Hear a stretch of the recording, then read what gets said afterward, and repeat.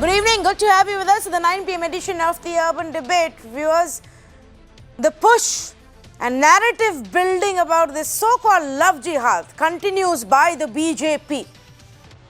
But amidst all of this noise and the debate and the controversy, let me tell you what Allahabad High Court recently gave as an order.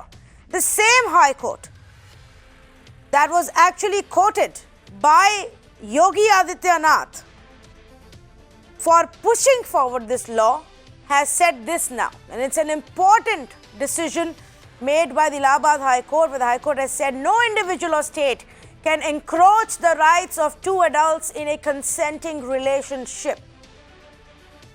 I hope BJP leaders are listening to this.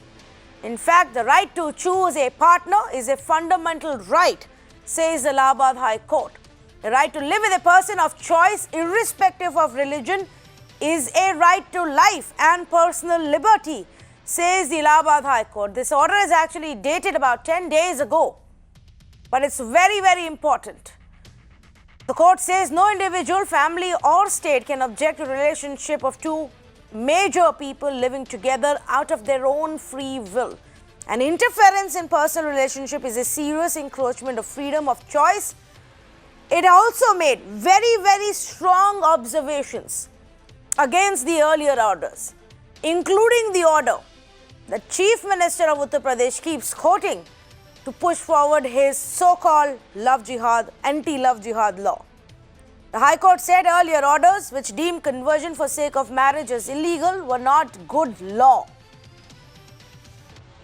Now, that makes it very clear where the judiciary stands on this issue. Let me also tell you what a police team set up by the UP police and the government has found in Kanpur.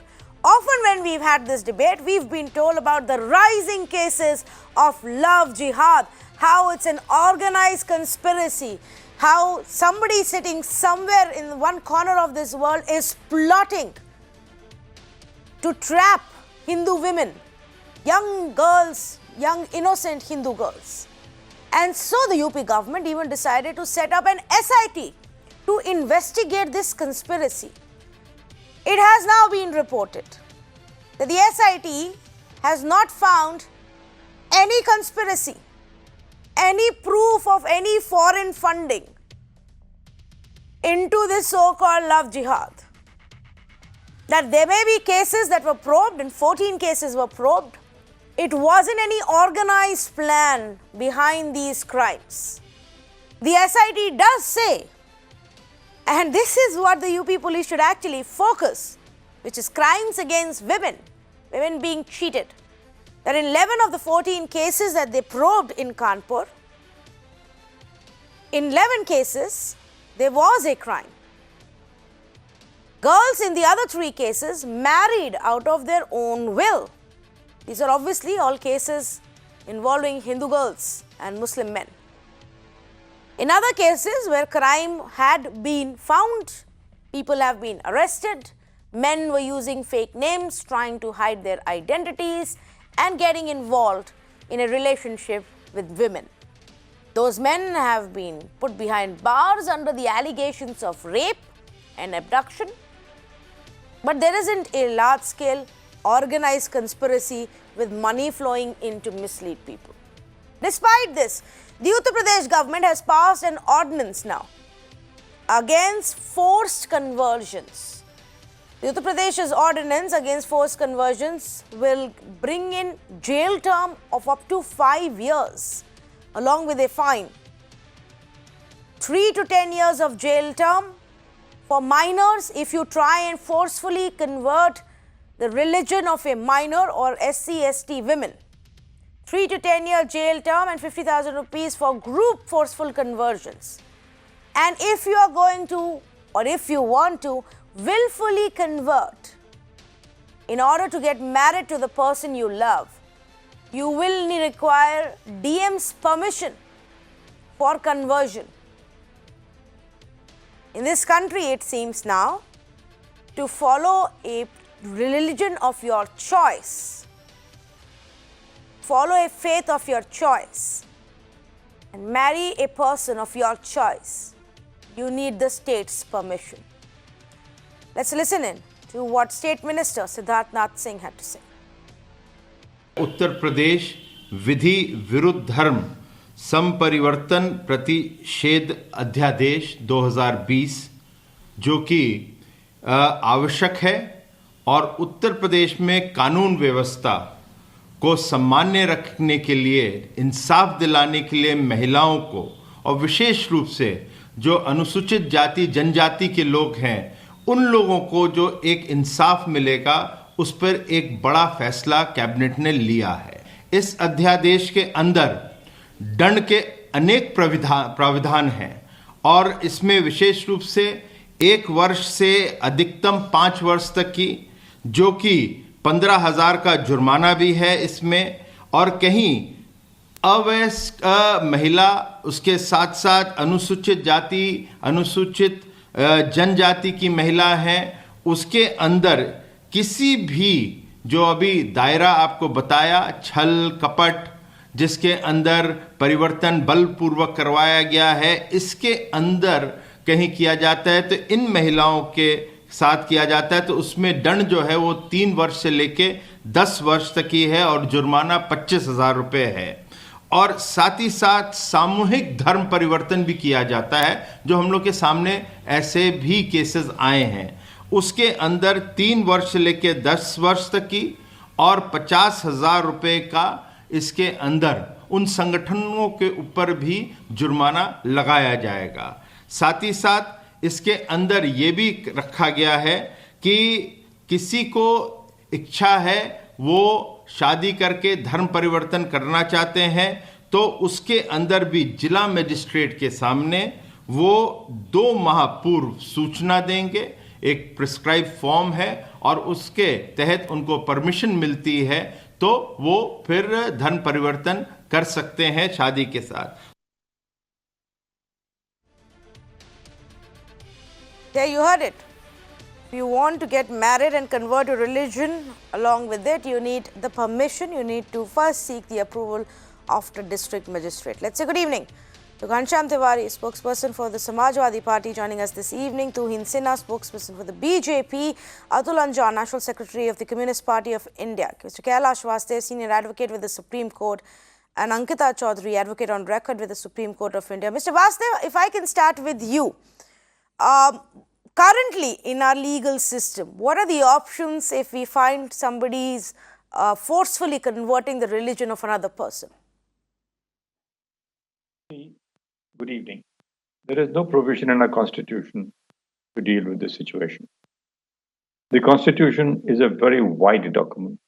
It accepts secularism to be one of the essential tenets of our democracy. If you accept secularism to be one of the tenets of our democracy, there is no restrictions on your religious rights. Religious rights are protected under Article 19. Even a college student will tell you that. Today, what we are fighting is not the Constitution. Today, what we are debating and discussing and talking about is nothing else but a personal need for the purposes of propagating a view which is not based on the secular principles of our Constitution. If you look at the religions of the world, whether it is Christianity, whether it is Hinduism, whether it is Sikhism, whether it is Buddhist, whether it is Hinduism, whether it is any religion in the world, religious tenets are based on beliefs.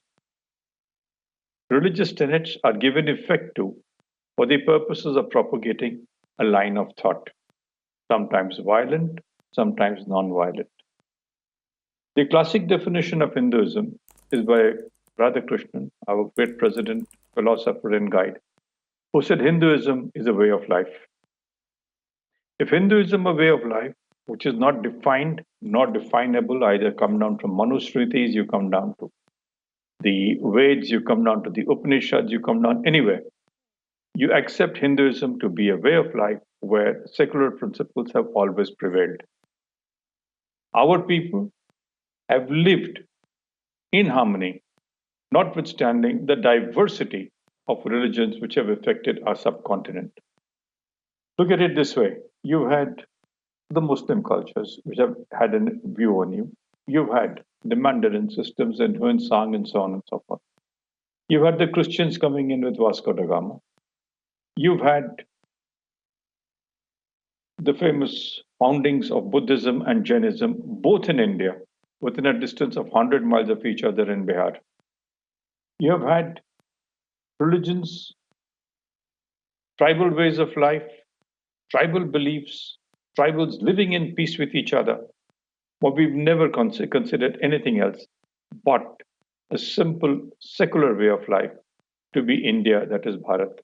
What we need today is not love jihad, but we need a jihad. But we need a jihad for love. Okay, very well put, Mr. Vasudev, a jihad for love, you say. We don't really, I mean, I don't know where we're seeing this love jihad, but of course, certain political parties and their backers do. But on the point of law, Ankita Chaudhary, how does one prove what is a forced conversion? Yeah, Tanvi, my opinion is that when you push somebody to convert your religion against the will of that person, that is actually means a forced conversion.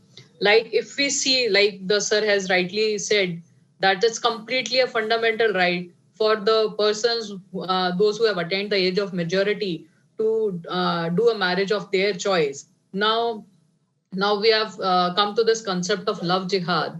Now I have a little different opinions that once the conversion is in doubt, then I think the court should take cognizance. Like if we see the cases in the Uttar Pradesh and the Haryana, we are seeing that there's so many cases of conversion marriage that's coming out. Now, if I say that we are living on the law of a British period, now it's a need of a demand. Like recently I was looking at a news that the sit was constituted where the 14 cases were reported, and out of 14 cases, only in 3 of the cases, like the girl said that I have done it from my free will. Now in the remaining 11 cases, they were saying that I have done it forcefully without my consent, and later on came to know. No, I'm sorry. It's the remaining cases, they don't say we were forced to do something. The remaining cases are largely about being cheated, that the man approached them based a false identity. It's not to say that they were forcefully made to convert into another religion. No, the two are very different things, please. So let's not mislead our people on that. My simple question to you is, are you saying... Tanvi, please. No, I'm just correcting you because that's not what happened in this case.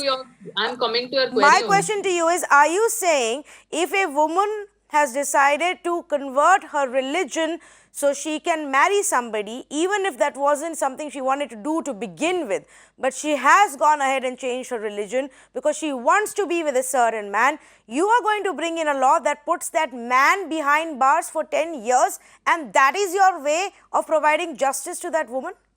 No, I'm saying as per the Special Marriage Act, any person can do marriage in any of the religion. That is a law and that is absolutely right. It's our fundamental right. I'm saying, but at a later situation, if a woman complains that this person has cheated me, then obviously that person should be finished. Both the things are different, Tanvi. I have asked this repeatedly. I'm sorry, I've not been able to get an answer. What is the cheating aspect and at what stage? Cheating aspects, on the later stage after the marriage or after 5-6 months. Marriage as per Hindu customs or Muslim customs, including a religious conversion? Even in the Hindu customs, I am saying if after some time she came to know that the person has hidden the real identity, so it means that the person has cheated the woman. So in that case, that person should be punished. I'm saying that. So, okay. So, Mr. Kailash Vasudev, because I don't often get a clear answer on this part, if somebody is cheated, if a Muslim, let's get specific because that's what these 14 cases of Kanpur is what the entire case is really based on. Let's say if a Muslim man pretends to be a Hindu, goes up to a Hindu woman and says, I'm a Hindu guy and I like you. They get into a relationship and they get married as per Hindu customs. I'm assuming at no point can they then get married as per the Islamic customs. And then he reveals that he is in fact a Muslim. Does that marriage stand, and where does this forceful conversion come into play there? See, That's pure cheating. Such a marriage is based on a simple definition on law called fraud.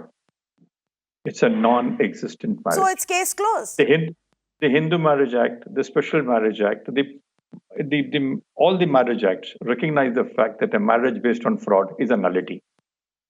If it's a nullity, it's a nullity. It's of no consequence. You are now bringing about a punishment in a particular section for a particular purpose. Please tell me something. Now, we have communities in our country. You have the Sikhs, you have the Parsis, you have the Jains, you have the Buddhists, you have the Christians, you have the Orthodox Christians, you have the Protestants, you have the Roman Catholics. I mean, India is a melting pot of all religions in the world. You have amongst the Muslim communities, you have the Shias, you have the Sunnis, you have the Bohras, you have everybody, every known denomination in the world exists in our country. If two people decide to get married of their own, it is not an offense. It is a choice unilaterally made. They don't have to take permission for any purpose if they're over 21. B, coming to your specific question, if somebody gets married on a forceful inducement, which is fraudulent, the marriage is void. He has to pay the price or she has to pay the price by way of proceedings in court, whatever be the terms of settlement or whatever the court dictates. To make it a criminal offense, it already exists. Bigamy is an offense. Adultery is an offense. Okay. Participating on fraud is an offense. Correct. These are all notified offenses. So okay. So then you're right, sir, and that's the whole part. If cheating and fraud is already an offense, and you investigate the case and you put people behind bars. The other aspect to Hinsina can be that the Muslim man cheated the Hindu woman with a false identity and then revealed the identity, but by that time the woman was already involved with him, and so she anyways goes ahead, converts her religion, gets a Muslim name and then marries him. Now in such a situation, is it really the job of the state to interfere and send the man to jail? Well, first of all, let me remind everybody over here that the term Love Jihad was first validated by a communist CM, V. Achyutanandan, in July 2010.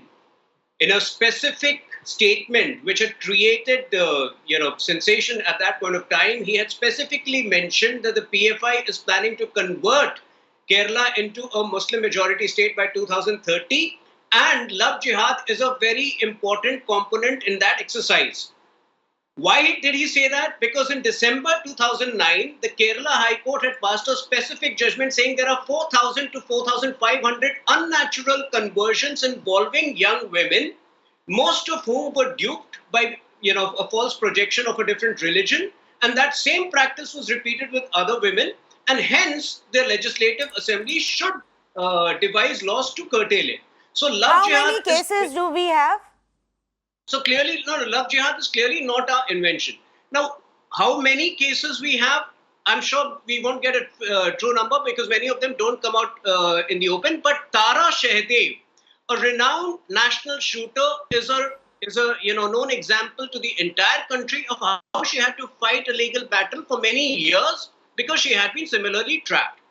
Why this present the topic is under discussion is because of the Faridabad episode where a woman was stabbed in broad daylight. So yes, the problem exists. Now, instead of I don't know how this law would have saved that woman's life. That is more to do with stricter implementation of the existing system and punishing such people. Let me explain to you why it is different from a case of individual fraud and why a special law is required. Now, let me give you the example of a gay man who projects himself to be a heterosexual and similarly deceives a woman into marriage, and the woman later discovers that, this man is a gay. That is a case of individual fraud. But in this case, if by virtue of a previous Kerala High Court ruling, you know that there is a larger pattern involved in the society, then it ceases to be an individual fraud if there is a larger societal motive involved in it. And that is why in specific states... So are you bringing in a law next to prosecute such gay men who hide their sexuality for years together, cheat women, destroy their lives, are involved in a marriage because that's what the society wants them to do, and then later on 30 years later say, oh wait, I'm not straight. Is there a law for that? Closet gaze. Well, that's a case of individual fraud. That's a case And of this is individual. not. You don't even have statistics to tell me how big a problem this is, Tuhin. That you don't even have beyond 1 or 2 examples to tell me if there have been 50 cases in the last 2 years in Uttar Pradesh to begin with, let alone the rest of the country. Where are the statistics? Where is the data for us to rush into an ordinance? You refer to a particular Allahabad High Court ruling, which I'm afraid is extremely inconsistent in the light of the ruling which the Allahabad High Court had passed 10 days ago. I am referring to a ruling passed 10 years ago based on 4,000 to 4,500 cases specifically mentioned by the Kerala High Court. Those were cases of religious conversions that were being done, linked to interfaith couples getting married. And that also has been set aside because it doesn't matter if a woman decides to or a man decides to change his religion because he wants to be with another person, they do. Now, if there is a problem that the BJP has with this current setup, please, by all means, renew your focus on uniform civil code. Get done with all the personal codes and the personal laws that we have. Bring a uniform code for marriages. Why do we have 5 sets of laws? No, let me specify over here, we are only referring to coercive, deceptive conversions. If a person but those are provisions under the Indian Penal Code. There can be no law to prohibit that. But if there is a coercive and deceptive conversion, as I said, if there is a false representation of faith, which a woman later discovers and then pressure is applied to her, then obviously that constitutes a fraud, and it is a societal fraud more than an individual fraud, because there is a pattern, there is a pattern corroborating this practice across the country. Mr. Sinha, I want to ask you a question. I'm sorry I'm coming in. Yes, Mr. The ordinance says you will take permission from a magistrate before you have an interreligious marriage. The magistrate grants the permission, accepting the bona fides of both. Tomorrow it turns out there is a fraud. Will you arrest the magistrate for giving that permission? Or for using an action or using his power and abusing his power? What do you do to that couple? You've given permission.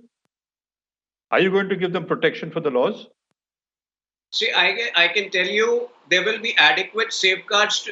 Every law can be possibly misused. We will ensure there are adequate safeguards so that the law is not misused, but the law is necessary at this point of time. And if the marriage takes place and it turns out to be that the whole proceeding was false, you have destroyed a young couple's life. Do you have that authority? Is that what the law you are taking upon yourself? Misuse. I'm sorry, this is something that is very agitating. No, and I will tell you, I'll give you an example. Okay, let me give you an example of where the misuse happens. For example, let's take the case of Salamat and Priyanka. That's right. Salamat and Priyanka in August 2019 got married. Priyanka changed her religion. She became a Muslim. She took on the name of Alia, and their families were not okay with it. There were 2 adults, consenting adults. They made this decision. They had to go to court to say, please protect us and help us from our families and from the state. Because as is often in our case, where families do not agree with the decisions made by the daughters in our country, they go to the police and then they say, my daughter has been kidnapped and my daughter is being raped by this man who has taken her forcefully and he is destroying her life. So a case was filed, an FIR was filed against Priyanka's husband, basis a complaint by Priyanka's father. And he was booked for abduction and rape. The Allahabad High Court has decided in this case and said that, well, these 2 are telling us it's their choice, they have done it as per their wishes. But what happens in such cases is that the police comes or some random fringe group will come and take the man away, beat him up. The parents will take the daughter back because they believe it's their right in this country. And the state in this case is now providing with a law to empower such mindset. Ghanshyam Tiwari, I repeatedly ask everybody who is well versed with things in Uttar Pradesh, where is the statistics on what's going on? Tanvi, I think, let me just state the obvious. The obvious is Narendra Modi, Adityanath, people who came to power saying that they will be the architects of modern India. Achhe Din, Sabka Saath, Sabka Vikas, Sabka Vishwas. They are creating a scenario which will paint them as villains of modern India forever. In 21st century, you are going to ask a girl that how she is going to marry, and you are going to dictate terms to her, and you are going to treat her like property. In Uttar Pradesh, the article that is being talked about, this SIT was constituted on the behest of complaint from VHP, which was speaking the same thing that Tuhin is saying, that hundreds of cases are happening. The same SIT could not find a single case. The headline is that SIT probe into Love Jihad rules out conspiracy angle, outside funding. And what were these people saying? The VHP was saying that Hindu girls are being converted in a bid to are being married in a bid to convert them. They also claimed that the youth who are being funded from abroad hide their identities from the girl. They can go and say anything, complain anything. They are creating a bogey. They are saying that people believe that there is a ghost, and then they make a law that anyone who supports the ghost is going to be a criminal. Now you will never find a ghost, but you will find people, blame them that you support the ghost, and you will put people behind the bar. This is exactly what they are doing. These are villains of modern India who are putting India into medieval age when 21st century is looking at us with opportunity. We are a young population. We want our people with scientific temper, independent mind, liberal hearts. And if your viewer who's watching it, if you have a son or a daughter who you are growing with nourishing with a liberal mind or an independent mind, then this is an act of assault against their future. Yeah. This is an act of hatred against their future. In Ghaziabad court, a couple of years back, and Mirror now covered it, a man and a girl went to marry, interfaith couple. People came, dragged the boy, Yes. beat him black and blue. This is BJP, they support it. They want this specter, this fear to live in every town. The more remote the town is, the more will be the fear. See, there are two India that one can make. One, a modern India which believes in knowledge, scientific temper, and looks at information as a way to liberate and progress. And the other is an India that lives with fake news, rumor mongering, lives on WhatsApp, and will be appealed by Adityanath and Mr. Narendra Modi. Which is the India do you want to form? The only difference, we talk about the success of BJP, I'll tell you what the success of BJP is. All the past government wanted that other India, which was not literate or which could be misled to get educated. BJP government from Mr. Modi to Mr. Yogi want that other India to remain that way, feed on anger, hatred, fake news, and believe in bogies like Love Jihad. Believe that there is a ghost, and anyone who supports the ghost has to be buried. Okay, no, let me get a response from Tuhin Sinha. I don't completely agree with you, Ghanshyam. You're also stretching it a bit in favor of the opposition and what they wanted, but there is merit to what you're saying about this specific case and taking, away powers from women and their choice in this country. Tuhin Sinha wants to respond. Go ahead, please. Well, first of all, Ghanshyam is making a very, is exaggerating the entire thing. We do not have a problem with interfaith marriages. Now, in my books as an author, I've promoted it, even though I have not been, I have not experienced an interfaith romance in my life. But the larger fact over here remains. Let me give you an example. If a girl, Hindu girl called Anita, meets somebody on a matchmaking site by the name of Sandeep, who she goes ahead and gets married, and 2 months into the marriage, she realizes that Sandeep is Sultan. Would he be okay with this kind of a deception or this kind of a fraud? Now, the fact is, if this can happen to a national shooter, Tara Shehdev, whose case has gone on for many years in Ranchi High Court, I think that is evidence enough to say that there are sufficient cases happening across the country. Okay. Having said that, I repeat that a majority of interfaith marriages are pure. They are, but having said that, why do we not punish those which are deceptive? Having said that, so Tuhin Sinha, if you're talking about facts, point taken. You've given one example. You've quoted a case which is going on. I have quoted one case already where the order is out. Allahabad High Court has ruled in that order. Let me also remind you the case of Haryana, where the Supreme Court stood by the girl when nobody else did. What you cited about where Love Jihad as a term got coined in Kerala and where that case actually came from, the Supreme Court said, well, it is Haryana's choice. Haryana referring to that case. Hadia's parents also That- claimed that she had been misled, she had been brainwashed, she was being forcefully, kept somewhere. Her husband is an ISIS man. All of that was probed. NIA probed everything. All kinds of ISIS theories and jihad theories were investigated. ISIS also cased the close saying, sorry, no jihad, only love. So I see your one example and I raise you with two examples. Now, Ankita, can you add more examples of legal cases? Any other case where judiciary has actually given a ruling on such an issue? Tanvi, if we talk about the Hadia case, the Supreme Court favored the judgment in favor of the Hadia only, that it was her choice. But I'm just giving another example. I'm just adding one more example what Mr. Tuhin Sinha has given. Recently, if we see that 2 weeks ago, the one Muslim man, he shot at the Hindu lady in Ballabgarh. If we just remember, because she refused to marry him. So that was also another case in Haryana also. And to that, how many cases happen where women are shot dead, Hindu women are shot dead by Hindu men because they get rejected? Why do you see religion here? There is no exact ratio of the cases, no exact statistics, but I am saying that the cases are rising. The Muslim men, they target women belonging to non-Muslim community. Even, okay, let's take an example that if we talk about the conversion, let Muslim men convert into Hinduism to keep the marriage. Why the Muslim woman, she is forced to convert the marriage? This is my question to Mr. Shekhawat also. What?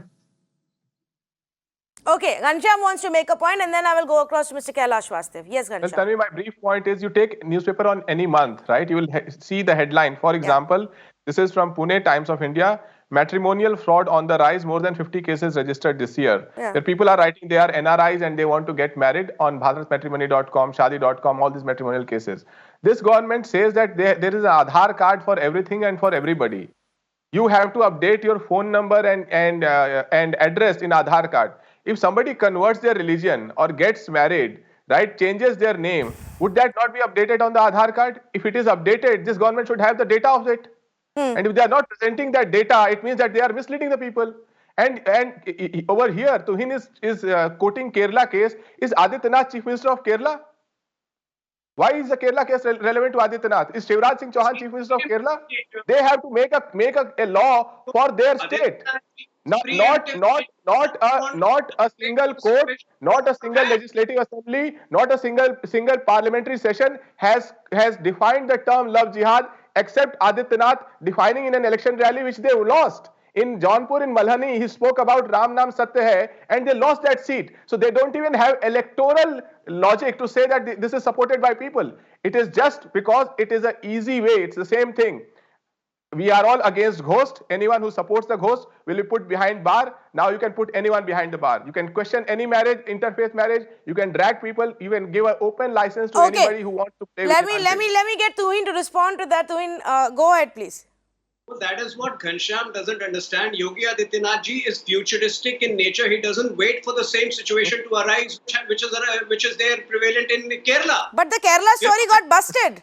It wasn't real. There was no jihad. NIA probed. Your own NIA probed it and said, oh, so we couldn't find anything.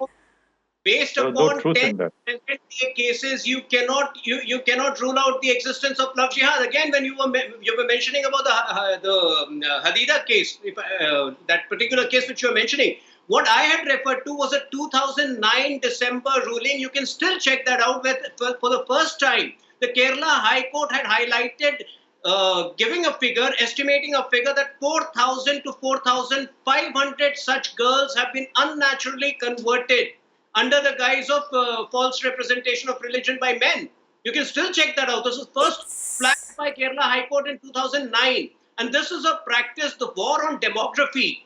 The war on demography, which has also been corroborated by V. Achyutanandan, has prevailed over the years. If Yogi Adityanath ji is taking this decision, he has brought in about the law that should be supported because it is futuristic in nature. Now, all laws need to be safeguarded against the misuse. Okay. Whether it is rape laws or whether it is molestation laws. Even the Me Too movement was misused by certain people. We will ensure that the adequate safeguards are there so that this is not misused in future.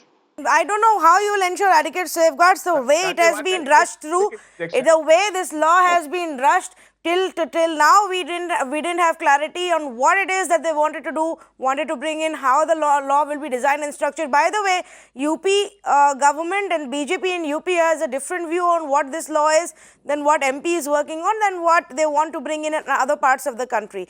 In fact, we were trying to find out what this ordinance or the new law is actually going to be called. And it was quite a bit of task to even find out the details and the contours of the ordinance. We hopefully will have more knowledge by tomorrow on what it entails. It is called the UP Vidhi Viruddh Dharma Samparivartan Pratishedh Adhyadesh 2020. We did try to get some more details from the Deputy Chief Minister, and this is what he had to say. देखिए, प्रचलन में जिसे love जिहाद का नाम दिया जा रहा है, वास्तव में वह एक धोखाधड़ी करना, छल प्रपंच करना, विश्वासघात करना और नाम बदल करके किसी लड़की को अपने जाल में फंसाना, फिर उससे विवाह करना, विवाह का नाटक करना और फिर विवाह का नाटक करने के बाद उसको फिर बहुत दयनीय अवस्था में छोड़ देना। जब तक उस लड़की को पता चलता है कि मैं जिससे शादी कर रही हूँ उसे जो समझा था वो नहीं है, वो कोई और है, और फिर जब पता चलता है तो उस घटना के बाद उसकी हत्या तक की जाती है। कानून व्यवस्था का भी संकट खड़ा होता है। इसलिए उत्तर प्रदेश में आदरणीय योगी जी की अगुवाई वाली भाजपा की सरकार ने सबसे पहले अध्यादेश लाने का फैसला किया है, जिसमें 10 वर्ष तक की सजा का प्रावधान किया जा रहा है और उस घटना के जो दोषी होंगे उन दोषियों के खिलाफ कठोरतम कार्रवाई यह करने का निर्णय दिया गया। हाँ, कैबिनेट ने अपना मोहर लगा दिया है, अध्यादेश आएगा और सदन में आएगा विषय, और हमारा लक्ष्य यही है कि उत्तर प्रदेश के अंदर यह लोगों को पता चलना चाहिए कि छल और प्रपंच से, धोखाधड़ी से, किसी को गुमराह करके, अपना नाम छिपा करके, अपना धर्म छिपा करके जो धोखा देने का अब तक काम होता रहा है वो आगे नहीं होने पाएगा। उसके लिए कानून का शिकंजा तैयार हो गया। इसका कोई खास नाम दिया गया? इसका नाम तो दिया गया है कि ये अधिनियम जो है, जो 2020 के नाम से इसे आगे लाया गया है। A difficult name, I understand, but such is the rush of the government that the Deputy Chief Minister himself doesn't remember the name of the law, which their government thinks is so important. And it's just Ordinance 2020 according to him. But I'm still not clear, Mr. Kailash Vastev, because the details given to us talk about penalty, jail term and financial penalty if you try to forcefully convert somebody or try to forcefully make them convert their religion. Here is the Deputy Chief Minister who is actually talking about cheating women based on false identities and even murdering them. That's not even the same thing. Murder, love jihad, torture, dowry, these are all defined terms. Love jihad is something which has come into force after the Kerala scam, which turned out to be a damp squib. The High Court judgment which you're referring to, Mr. Sinha, is based on facts as given by the government. It was not supported by the judge. The judge has just quoted what the government said. He does not base his judgment on this. His concept is a bit different. Read the 2009 judgment, see the central paragraphs, you will get an answer. Let me come back to the question you posed to me, Tanvi. The Indian Penal Code is a very beautifully drafted penal provision. It takes care of all this, including slavery, including protection of children, including the killing of a child in the womb. Everything is taken care of.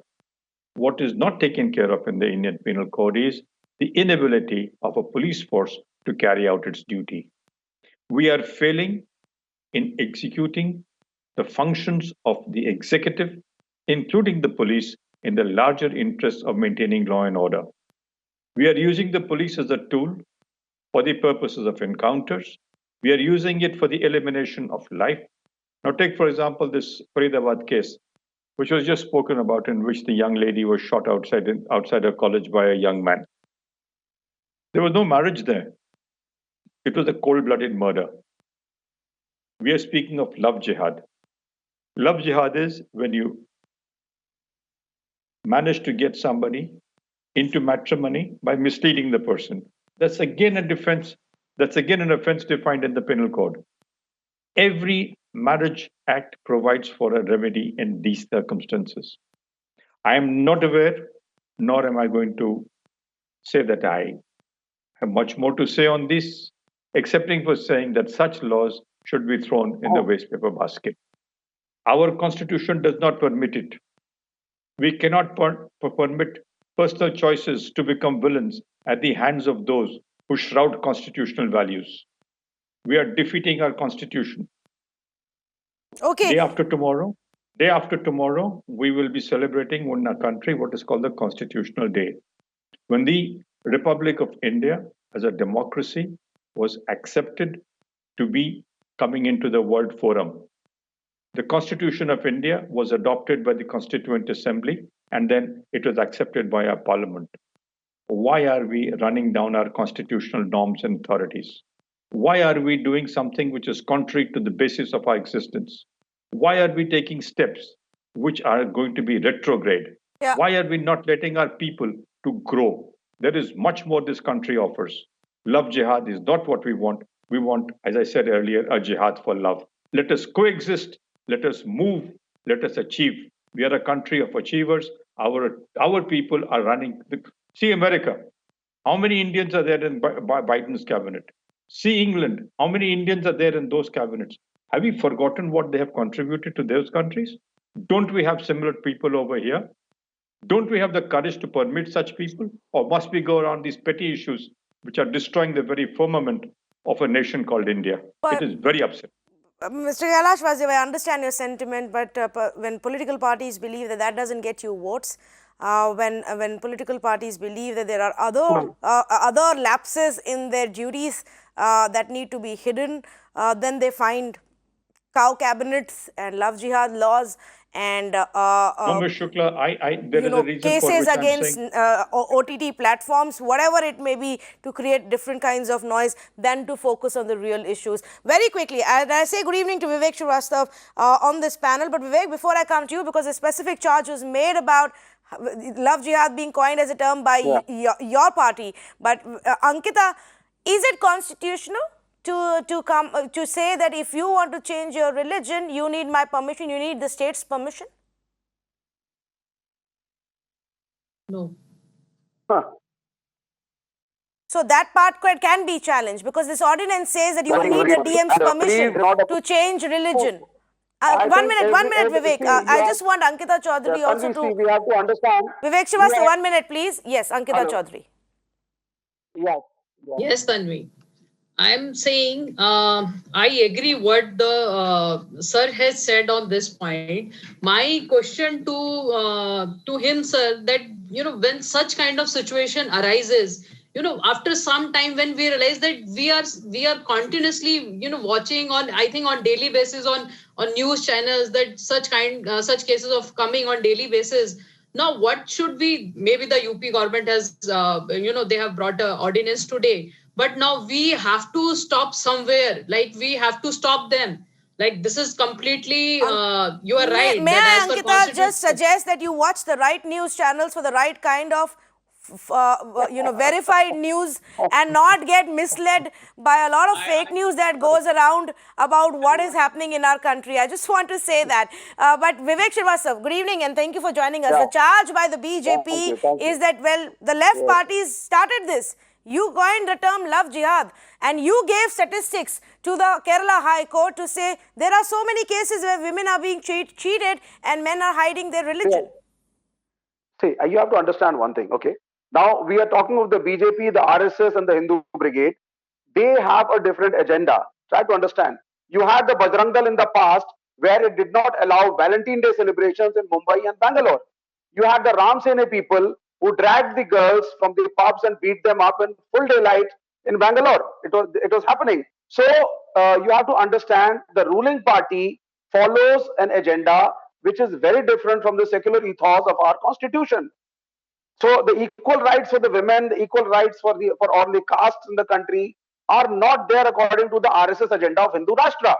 And the Chief Minister Yogi is exactly trying to do that. We must understand women are in a bad state in the nation, but then women of all religion are in a bad state of the nation. You have dowry deaths in Hindus. Women are burnt in Hindus also. So, I mean, this concept of love jihad is a wrong concept. There might be a few exceptional cases here and there. I do not know. But I think a marriage turned bad, if it is a marriage between a Hindu and a Hindu, is okay. But if a marriage turns bad and it is a marriage between a Muslim and a Hindu, then it is love jihad. So, this is a wrong kind of a narrative. You are regressive. You are not futuristic. You are not moving ahead of 2020. No, but so you're saying that the left parties have moved ahead from 2009, where they give some amount of data to the court to say this is happening. No, see, there is a sizable. Now you have to understand that every state has got its own statistics regarding the people of which religion are prevalent in which state. Yeah. For example, if you come to Haryana, if you study the Muslim population or the minority population, it is very less. It is minimal. It is hardly there. If you go to Haryana. If you go down south to Kerala, there is a sizable Christian and a Muslim population over there. So, I mean, if now women rights have to be talked of, then you must understand the demography of the place, the population distribution, the density of a particular religion in a particular place. So, according to that, the state government files a particular report. But this concept of love jihad, that the Muslim community, deliberately is planning, against the Hindu community. They are planning for a population explosion. The Muslims are planning to, take away Hindu girls, marry them up, destroy them. I think we are spreading a lot of hatred and breaking the social fabric of this great nation called India. Okay, let me get a response from Tuhin on this. Yes. Tanvi, I not only watch the right channels, I also read the right articles online. And this is an article which has appeared on 19th November. It says, grooming jihad, Muslim man pretends to be Hindu to marry Hindu woman, demands 25 lakhs for ending the relationship. This is a real story from Noida. Fair enough. No, Tuhin, the point is not to say there aren't. The point is not to say there are no cases of cheating. The point is to say every day when you read news or watch news, and this is all that is getting reported, it was the point that I was making at that point. Yes, go ahead. Similarly, at least 8 to 10 other articles from different districts of UP which have been reported only in the month of November. And since, I repeat, since instead of an individual fraud, there seems to be a larger pattern across this country, even though in small numbers, that is the reason. No pattern. There is no pattern. There is only one pattern, that you want a Hindu Rashtra. That is the only pattern. You want a Hindu Rashtra? Okay, Vivek, let him finish, because then both of your audios will mix and get cut. We won't be able to hear anybody since you are on Skype and Zoom lines. Yes, Tuhin. Sure. And the moment people start, instead of acknowledging facts, the moment they start resorting to the old cliched, narrative that the democracy is in danger, constitution is in danger, that's where you know that they have lost the argument. Because these are real facts. They may be small in number, but we are, preemptive in nature. We don't wait like the Congress.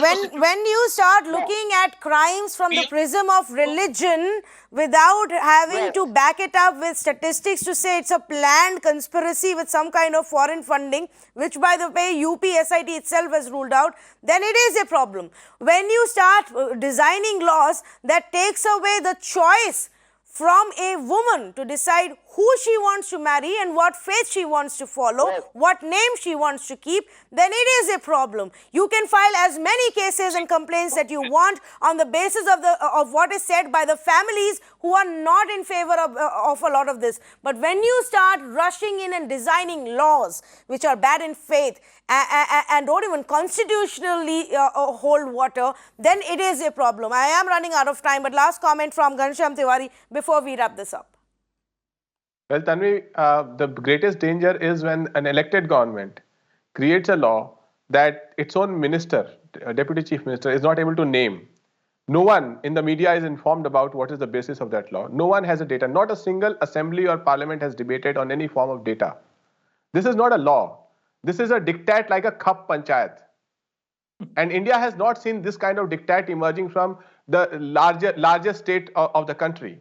So it is a worrying sign, because it is not just around love jihad, it's also a dictatorial form of government, where the government is saying to the media, to every citizen, that you don't know what the problem is, we don't know what the problem is, we don't have data, but let us give you a law. And that is a worrying sign. No, you are right, Mr. Tiwari. Autocracy has become the order of the day. Autocracy without authority, autocracy without facts, legislation without contemplation, legislation without debate is one of the most terrible things which can hit a democracy.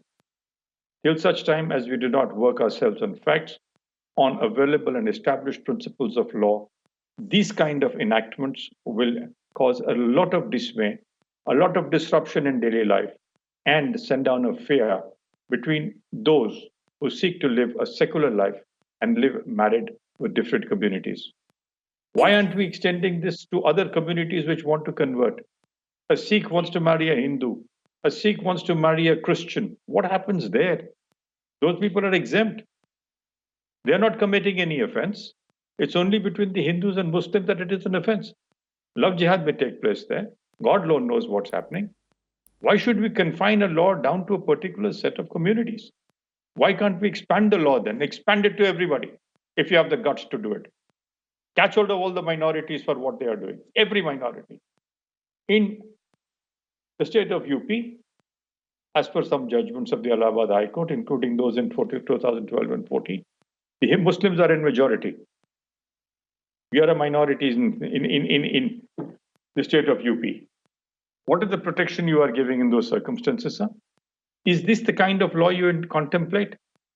It's all about priorities, and when you feel the need to rush, I don't understand what was the need to rush through a law, even if it was about forcible conversions. Yes, Mr. Vasudev. No, just one second. I have one more step. As far as these things are concerned, they are a total departure from what a government should do. Yeah. We have a pandemic. We have poverty which has increased. We have unemployment. We have an economic crisis. We have a situation where hospital beds are not available. We have a situation where children are dying in hospitals. None of this is being talked about. What we are talking about is love jihad. What we are talking about is anything to divert from issues which are of national interest and importance. We are depriving our citizens of a forum to present facts, to deal with their requirements, to deal with their needs. What we are doing is a total unfortunate slump in what a government should do, whether it is here, in UP or outside. Every state is doing the same thing. And there is no development. And we are the only major country doing it. And all states, all parties, nobody is better than the other, being the point. Let me add to that. If any government, any state government or the central government genuinely cares about protecting women and little girls, here is a story for you. This, by the way, Tuhin, will also interest you. This story also emerged from Uttar Pradesh. Ghanshyam may have heard about it. The story of Papi Devi and her daughter. A woman who was pregnant a year ago gave birth to a girl child.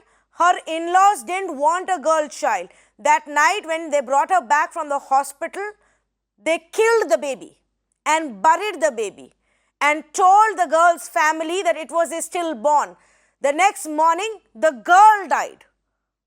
It took the girl's father, who had lost his daughter and granddaughter, in 24 hours. It took him 4 months. 4 months for the police to even register an FIR in Uttar Pradesh. Doesn't matter what laws you bring on paper, when the police refuses to even care a little bit about women in this country. Thank you so much to all of our panelists for joining us on this conversation. But if we genuinely do care about women, then we should be outraging for Papi Devi and her daughter and asking for justice for them. Where is the law that penalizes and jails for life policemen who don't do their job? For 4 months, a father ran around trying to find one policeman who would listen to him and file a complaint, file a case. A year later now, work is being done. Hundreds of women every day not only cheated and betrayed, but their lives ruined, raped, gang raped, murdered, acid thrown on them, thrown out of their own homes, cheated and looted. It's only in specific cases that we begin to see their religion and begin to care. For all other cases, who cares? Thank you so much for joining us.